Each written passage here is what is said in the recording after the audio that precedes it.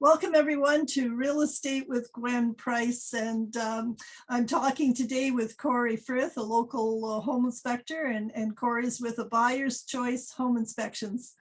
Hi, Cory. Hi, how you doing, Gwen? Yeah, beautiful. We were just talking how nice the weather is right now. And actually this whole week, I think we're going to get up to temperatures of like maybe mid 20s, 26, 27 Yeah, even maybe. That's why May is my absolute favorite month, because you could get some really hot temperatures and the bugs aren't too bad yet. that's right. They don't know what to do yet if they are out. Yeah.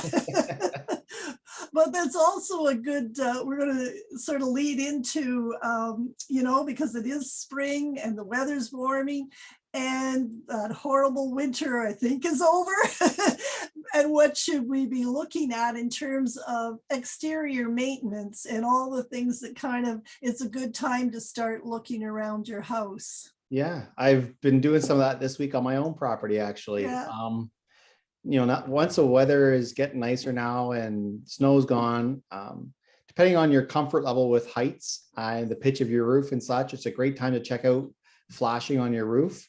Okay. Especially if it's an older roof. We always recommend once a roof is about 10 years old, maybe call in a contractor to walk your roof and check the flashings, the penetration points, nail heads that were once sealed at the 10-year mark, that sealant starts to erode away. Okay. So just like your car, your roof needs a tune-up also, and it's not something a lot of people think about. Once the 25-year-old shingles are on there, you think you're good for 25 years. You're not? Yeah. So, great time maybe make that appointment, have a roofer come in. It wouldn't cost much to have them come in and walk your roof. And it's that preventative maintenance. That's really what I wanted to talk about today with all of our viewers is that preventative maintenance. It's such an important piece in preventing those big repairs. Just like when you hear that noise on your car, get it into the mechanic, have a look at it before it costs you thousands of dollars. Your home is no different. Yeah. So you want to just walk the perimeter and check all of the penetration points. So where your venting comes out for your furnace, where it comes out for your water heater, just grab those vents, give them a little shake, make sure they're still secure. Check the caulking where they come through the brickwork or through the vinyl siding. And if you see little splits, or maybe you'll see there's no caulking there at all, now's the time to get that addressed. Yeah. For a $5 tube of silicone, you can save yourself a lot of dollars down the road from that moisture coming in, and it starts to rot out the sheathing behind. It's a great little spot for insects to come in. If the gaps are large enough, it's a great little spot for critters to flatten right out and come into your home and make a mess. It's amazing what mice can, how tiny the gap can be that they can seem to infiltrate the spaces, right? And they'll find it too. Yeah. Oh yeah. Well, because it's still kind of cool outside. So if you want to look for a little bit of warmth, it's in the house. But you're right. And I've often said that, that $5 item can grow to become a $500 or even a $5,000 repair. That you're right, that caulking is just an important little fix to do. But we get home, we get in the house and we stay there. We don't look around what could be happening, right? That's right. And it's just, really just slow down and take a minute and spend literally 5 minutes to walk around the exterior of your home. You're looking up at the soffits, you're looking down, maybe they've come loose. Sometimes they'll fall out of the channel a bit. And again, that's a great place where birds and squirrels will come into your attic and start nesting. The home I inspected this morning actually there's still a bird egg up there in the nest in the attic that I was in. Well, and I think at one time we had, I don't think it was raccoons, it was squirrels in one of our other houses. Yeah. And again, same thing. They don't need very much of a space to get into your house. And they can do a lot of damage. Yeah. Including wiring, I hear. Yes. We dropped an attic hatch and all these pine cones just started falling out of the attic, we see a lot of interesting things, and it's always a little amusing because it's not your home. Well, yeah, and you feel bad, but yeah, and oftentimes I've heard of raccoons and getting up there, and they can do an awful lot of damage in a short period of time. And it's when we do find these things, in a sense, so I'm glad we find them because we can forewarn the client. At the same time, it's just a great example to people how important these little things are. This maintenance is such a huge preventative piece in maintaining a great quality home. Any home, whether it's a brand new build, 5 years old, 10 years old, 50 years old, you still need to do that walk around in the spring and then do it again in the fall. If you have an older home with wood frame windows, now's a great time. Has the caulking started to split or deteriorate? Is the paint starting to flake? Simply by scraping off that loose paint, priming it and repainting it, it can save you from having to replace windows in the next couple of years. You can get another 5 to 10 years out of those windows as long as you look after that. And I love some of the older homes. You see the people that spend the time doing the maintenance, because that charm, you just really can't replace it. Yeah, exactly. No, and again, those things too, windows that are getting water coming in, it leads to problems on the interior house, and it just keeps going, right? Water's not our friend when it's coming into the house, and it finds its way in. It's surprising. I feel like every time we speak, we always end up talking about water. But that's so important, right? To keep the water on the outside, and how do we control it? And it always comes down to being a root cause in many cases. Other things to look at though, when we're walking the grounds of the property as well, look up and how do your eaves troughs look? If you experience some ice damming this winter, it could have done some damage to your eaves troughs. They could have pulled away a bit. If they've pulled away from the roof, we need to get them resecured so that when the water sheds off your shingles during a rainstorm, it ends up in the gutters, not going in behind the gutters, because that can lead to other problems as well. Take a look at your downspouts. I was just going to say, is those downspout extensions, countless times, and I know for sure you have seen it, where they're totally disconnected, and the spout is coming right down to the foundation, which is not a good thing, right? No, I really think when I show up to job sites, I should have a bundle of those in the back of my truck, and here you go, $10. Yeah, here.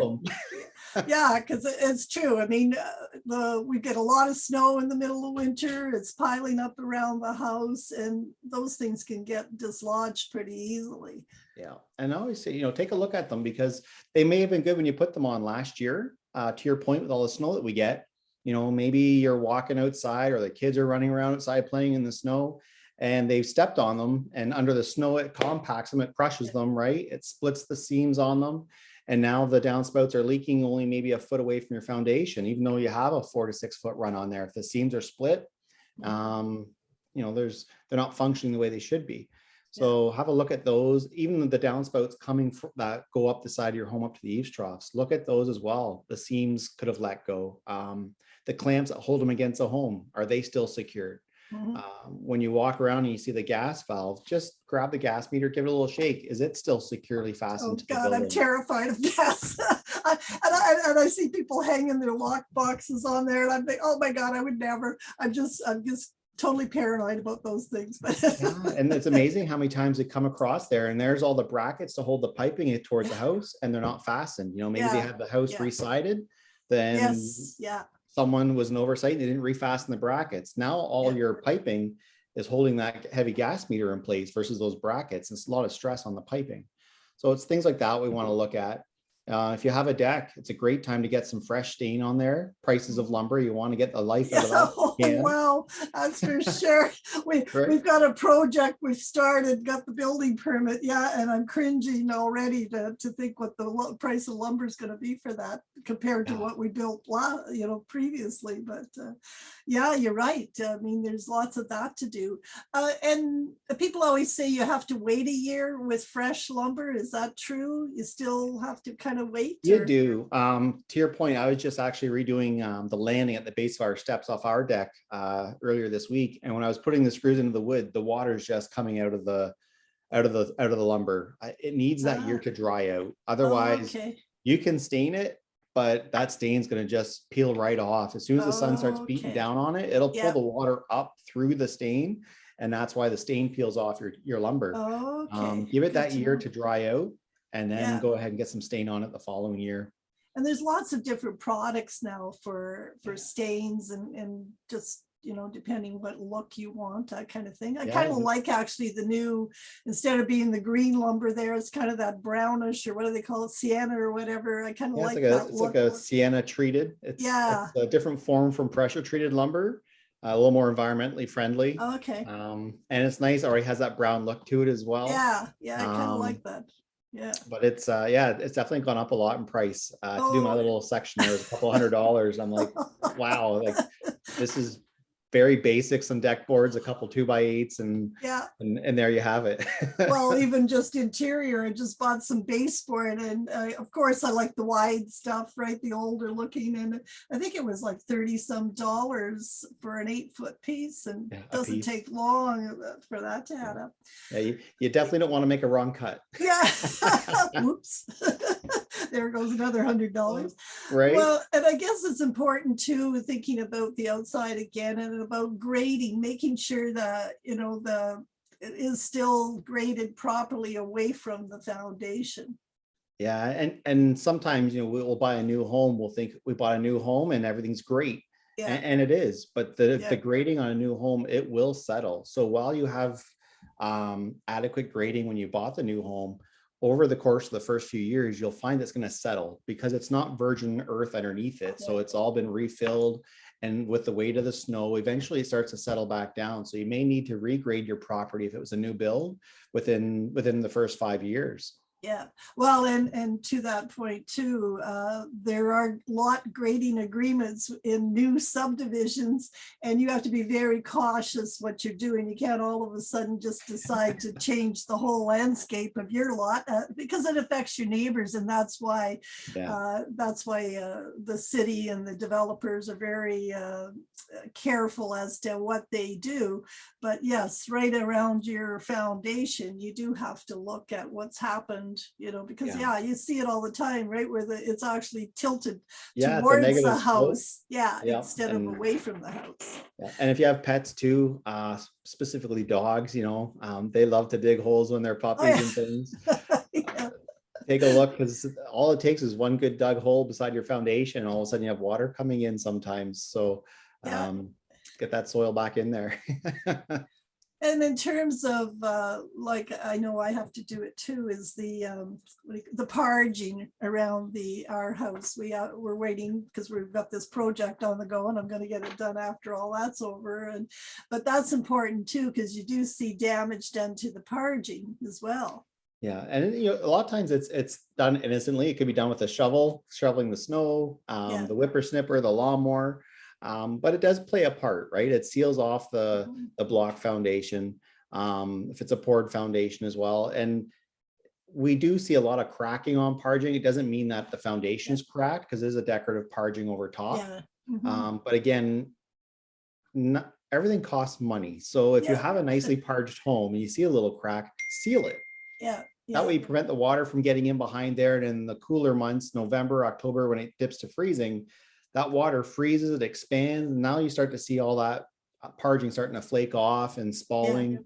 That preventative maintenance, again, it can save you thousands of dollars. A few times now I've actually seen decorative product applied to that basement part of a house. Is that a good thing, or are they trying to hide something? Is it just they didn't like the look of parging, which it is kind of just plain Jane sort of thing? Yeah, I really can't say if they're trying to hide something or not. I like to believe that they're not. Yeah. We have that great failure to disclose policy in there, and hopefully they abide by that. But they do make some great products out there. Rust-Oleum's brought out some different things. There's an epoxy shield, and you can get it colored with a fleck, high gloss if you like the shine. They do make a lot of wonderful products, and it allows your home to stand out. Gives a little more curb appeal rather than just looking at the concrete jungle that we find ourselves in sometimes. Well, people, when I grew up, it was just your house was there. You had a great foundation. I don't even remember decks, right? You went out your door and you went down to a patio. So people are much more into not only decorating the inside of the house, but doing that as well on the outside. So I have seen a few different products, and I just wondered, if they were a good thing to do, or should you be leaving it plain Jane concrete? If it's done right, as long as there's no underlying issues, because that's sometimes what happens. We don't realize there's underlying issues. We apply a product over top of it, and then the product won't have the lifespan we were expecting it to. It has a short lifespan, and a lot of times it comes down to the prep. And if we don't have a good solid surface to apply to, we're going to see it flake off early. It's going to look a little rough after 2 years versus Yeah. your neighbor who got 5 to 10 years out of their product, maybe even longer. Yeah. Prep is always the key in there. So yeah, if you use it to try and attempt to hide something, it's gonna rear its ugly head in a short time frame most And as, times. and as far as driveways, you know, an asphalt driveway, you often see people sealing them or doing different things to them. And then even the lockstone too, I've seen products applied to that. Yeah, Are those a good thing to do, or? definitely. And that's kind of where I was going next. You're Okay, reading my I mind there, read your Gwen. mind, yeah. You spend a lot of money on a driveway. So if it's asphalt, definitely seal it every season. If there's a little cracking, which we'll see over time on asphalt, they do make a sealer for that as well. It comes in a caulking tube. You can just seal those cracks and then go ahead and roll over top. And same thing with the interlocking stone. Especially with all the salt that we have on the roads here in the wintertime, it does wreak havoc on our driveways. If they're concrete or interlocking stone, if there's any damaged stones and that salt starts falling off your car with all those slush off the mud flaps, Yeah. It'll just cause that concrete to break down so much faster and start spalling. So there's a gentleman around the corner from me. His interlocking stone driveway just shines every spring. He puts a Well, fresh sealant on it. yeah, I've seen some beautiful, they're like a work of art. And I Yeah. thought, Well, okay, that's very nice. when Yeah. you price it what it costs to do an interlocking stone driveway, Mm, you don't want to do that a second time. So for yeah. the sake of a couple $100 in sealer once a year, it definitely pays for itself. And that driveway now, it's got to be between 10, 15 years old, Well, and it looks in better shape than driveways that are 5 years old. yeah. But he looks after it every year. Is there Yeah. still hope for something that might be 5 years old that's never been sealed? Can you just start Yeah. to seal things? And Yeah, if your driveway's in good shape and you get some sealant on it, you'll be okay. It's the stones or the pavers that have started to deteriorate. It's really hard to prevent it from you can't really stop that cycle once it's started. okay. Sealing it will help prolong its life, but you'll still probably find some deterioration in those areas. Whereas the asphalt, if it hasn't been sealed in the first couple of years, as long as you seal those cracks and then get your asphalt sealer on there, you can probably prolong the life out of that product a little better. Mm, But it's just like anything else too with your wood decks, right? yeah. You buy your home and the deck hasn't been sealed in 4 years. Get some sealer on there, whether it's clear Thompson's water seal or if you want a solid stain color or semi-transparent, something on there, and you can still get 15, 20 years out of your deck, provided there's no deck rot already taking place. Okay. Yeah. Yeah, well, a lot to think about, eh? I mean, even people now, even when they're talking about their lawns and things now, people are, we're trying to save the bees, so we're not getting rid of our dandelions No anymore, more May. and all. Actually, if I had my choice, I'd have no lawn at all. I don't like them. I mean, I don't want it to look so pristine. I much prefer, a different type of landscape, but to each his own, right? Definitely. And there's all kinds of products available now for your lawns too, and people are much more aware of what they're doing for the Yeah, I mean, environment. outdoor living is really it's a whole new division really on our property. Yeah, The products available to us to enjoy the outdoors have come so far and so fast really. So now we even have those mosquito magnets that run off of propane, right, to oh help yes, eliminate mosquitoes within a certain radius. yeah. So you can enjoy the outdoors a little bit more. And you see a lot more living spaces being built on the property outside. Mm, And now we're getting a little more creative in ways how we can screen them. Before you had a deck or you had a sunroom, that was it. yeah, yeah, like I say, Definitely come a long ways. So, and that's another part too, where you're touching on gardens there, Gwen.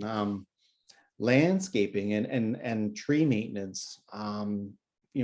These trees that we build in the bush sometimes. Got to look up, and all the trees that are overhanging your property. That's if you don't have trees, you don't have to clean your eaves troughs probably. If you yeah, do, let's get up there in the springtime and clean the eaves troughs out. Maybe we need to trim a couple of tree branches back if they're yeah, overhanging the house. They start to brush on the shingles and wear the granulars off sooner and shorten the lifespan of your roof. They can do damage, vines yeah, growing on inside of a house. These things need moisture. And yeah, again, here we are. How do we keep moisture away from the basement to keep it yeah, dry? yeah. I think in the last week, some of the inspections I've been on, two of the homes, the whole one wall of the house. One was at the front, one was at the back. All the gardens were fully mulched. Okay. And they're mulched right up against the house. And the purpose of mulch is to retain the moisture so your plants can thrive. Right. That's right. But yeah. the main thing we always talk about is how do you keep moisture and keep water away from your foundation? Yeah. So now we have all this mulch pushed right up against the house, holding the moisture up right. against it. Yeah. And when I use my moisture meter on those basement walls, the readings are much higher than the other 3 walls in the basement. Never even thought of that, but you're right. That is You the see whole it purpose everywhere. of mulch, to keep the weeds and the moisture. Yeah. So even if you build your gardens off the wall a little bit, or you put something in behind the soil to the foundation, even some rigid styrofoam to create a thermal break, but then that soil is up against styrofoam, not against concrete. Concrete's gonna just wick up that moisture. You're gonna do yourself a favor in maintaining a dry basement while still enhancing the outside of your property and bringing that curb appeal. Well, and I find people plant huge trees too close to their lot, their houses. They think of that cute little pine tree, and oh my goodness, but that cute little pine tree grows to be 40 feet at some, and other trees too. They plant way too big of a or a potentially big tree close to their foundations. And some of them are very destructive. Their root systems go right, can really affect a foundation. So you have to be very careful of Foundation, what you're your planting. weeding tile. Yeah. Oh yeah, those little roots, they like to find their way Oh yeah, it. they want water, they'll go to it real quick. Yeah, because I've seen it a number of times where I'm thinking, oh my goodness, what were you thinking? When you planted that cute little tree? Well, now it's this huge thing with, and even the other little house we just sold, I had years ago put Endelman's ivy, I think it's got another name too. Well, I hadn't done any landscaping there in quite a while, and then before we sold, I decided I better, because the ivy had grown to the size of my finger, and it was wrapped around some trees, which it was killing the trees and killing everything else, because it's such a very strong ivy, and you have to be very careful of that too, what you're doing, so. And that's, again, going around the perimeter of your building, your home, we'll see these little weeds, and then they turn into a sapling. And before you know it, you have a sapling with a 2-inch diameter trunk growing up beside your house. People say, why would they plant that there? I said, guaranteed they didn't plant it. It was just a weed that never got plucked, and then they turn into this. I said, you gotta do that maintenance. And speaking of yard maintenance, sometimes we make mistakes. We got a little aggressive with the weed trimmer, and you'll see the refrigeration line on the air conditioner, or the insulation, half it's missing, or it's all chewed up.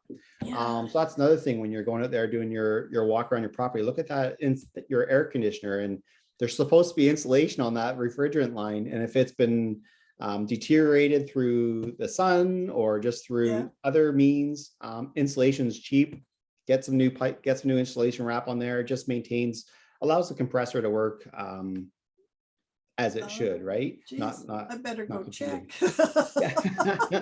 Yeah, because like I say, every day you come home, you don't even think about things. You just want to get in the house and relax and not have to worry about anything. But it's a very good idea to take a look around and spot those little things that could potentially be causing you thousands and thousands of dollars in damage if you don't.